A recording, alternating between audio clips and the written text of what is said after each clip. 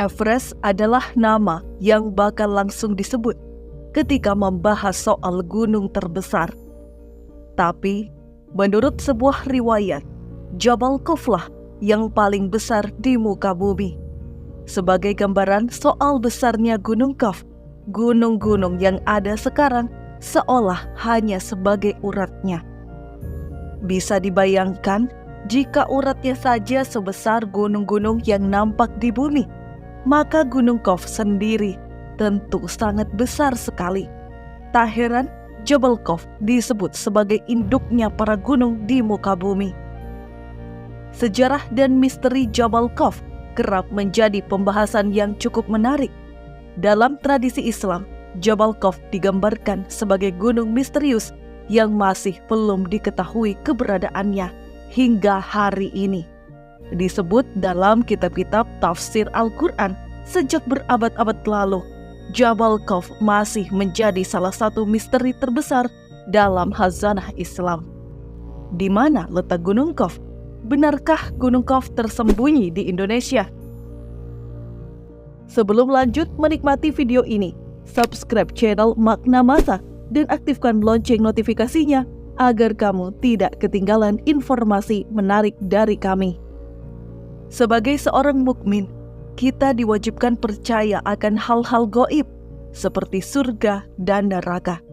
Di dunia ini banyak mengandung perkara gaib, seperti contoh gunung yang bernamakan Khuf, sebagaimana dalam surat Al-Khuf ayat 1. Khuf, demi Al-Quran yang mulia. Menurut apa yang diriwayatkan dari sebagian ulama salaf, Khuf adalah nama sebuah gunung.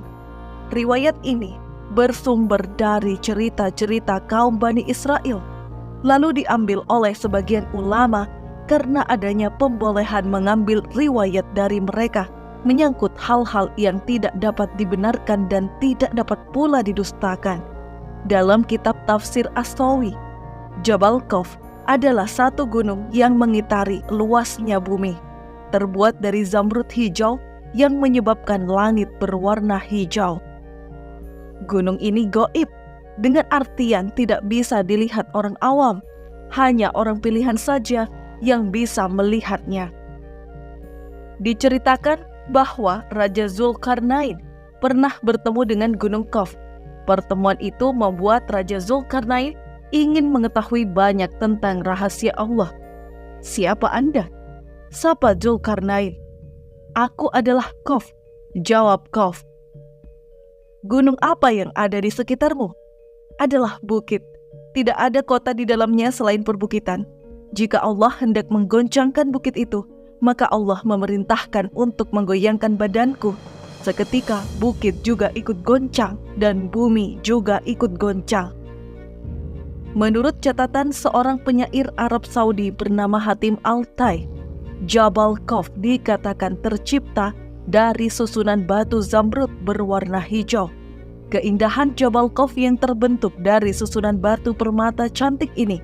Selain itu, sebuah literatur Arab juga sempat membahas jika Jabal Khuf adalah pegunungan tertinggi yang diciptakan Allah sebagai paku berdirinya bumi dan merupakan induk dari gunung-gunung yang ada di bumi. Jabal Khuf dikatakan tidak berdiri sendiri, bahkan terdiri dari gunung yang mengelilingi bumi, yang mana gunung-gunung yang ada di muka bumi bisa dikatakan sebagai akar dari Jabal Khuf itu sendiri. Sebagai tempat misterius, Jabal Khuf kabarnya dihuni oleh sosok malaikat dengan wujud besar dan kuat. Sebagai gunung purba, Jabal Khuf melambangkan gunung kosmik di mana alam dan supranatural. Menurut Kiai Haji Ahmad Bahaudin Nur Salim yang lebih dikenal sebagai Gus Baha, keberadaan Jabal Khuf banyak dijelaskan dalam kitab-kitab klasik.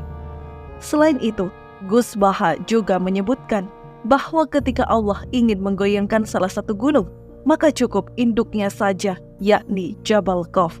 Ternyata sampean kalau lihat di kitab-kitab kayak di Sawi, di Tafsir Munir itu detail sekali.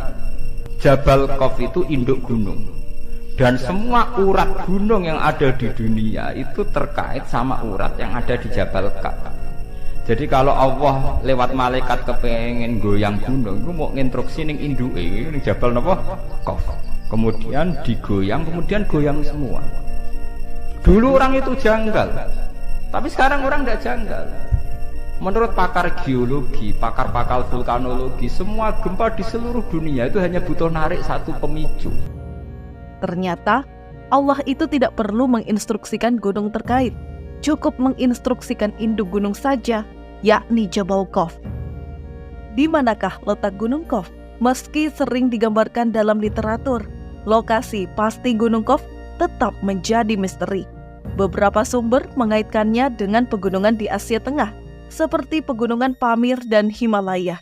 Namun dalam literatur klasik Islam, Jabal Qaf sering digambarkan berada di timur atau timur Laut Arab, mengacu pada mitologi Persia dan Arab. Pendapat lain menyatakan Jabal Qaf berada di belakang tembok es Antartika, versi penganut bumi datar. Menurut mereka, Jabal Qaf hanya masuk akal bila buminya berupa hamparan luas, bumi bagai taman yang dikelilingi oleh pagar berupa Gunung Qaf.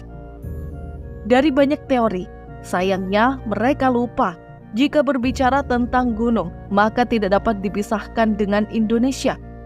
Mungkinkah Jabal Qaf terletak di Indonesia? Sebagai negara dengan aktivitas gunung api paling tinggi, Indonesia menjadi rumah bagi 127 gunung api.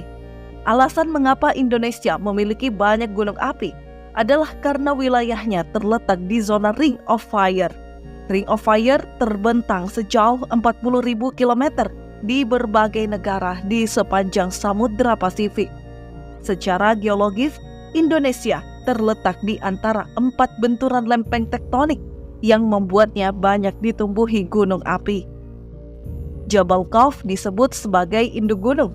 Istilah induk segala gunung juga populer dalam tradisi masyarakat Nusantara yang menyatakan pernah ada gunung purba yang menjadi induk segala gunung, yaitu Gunung Sunda.